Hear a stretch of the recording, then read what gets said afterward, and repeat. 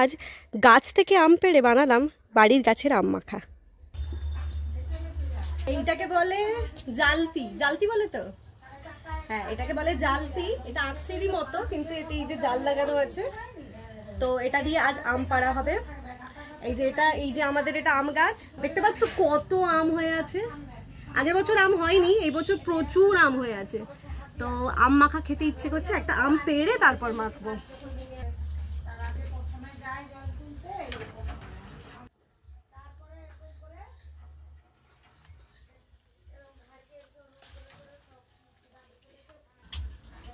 এখন তো খুব বড় নয়, এগুলো আরো বড় হবে। আপাতত এটা দিয়ে মাখবো। এই যে বাগান থেকে তুলে নেব কাঁচা লঙ্কা। একটাই থাক, একটাই মনে হয় হয়েই যাবে। এই যে আমাদের পুকুর, এই পুকুর পাড়েই এখন আম মাখা হবে। এই যে সব সরঞ্জাম রেডি, আর এই যে গাছের কাঁচা লঙ্কা।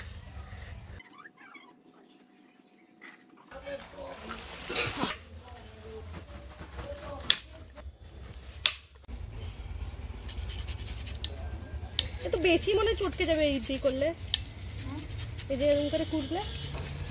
হ্যাঁ, ও তো আরো ভালো হবে। ভালো খেতে। ও তো মিলি।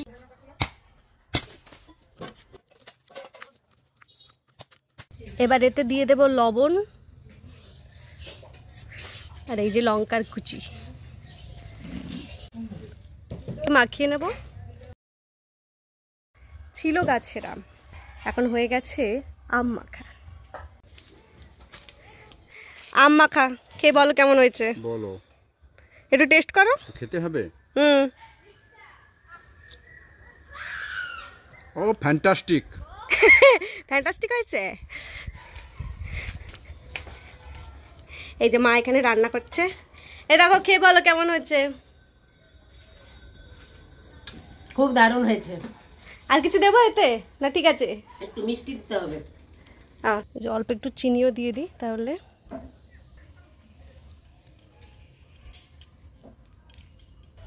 এই যে রেডি হয়ে গেছে আমাদের বাড়ির গাছের আম মাখা।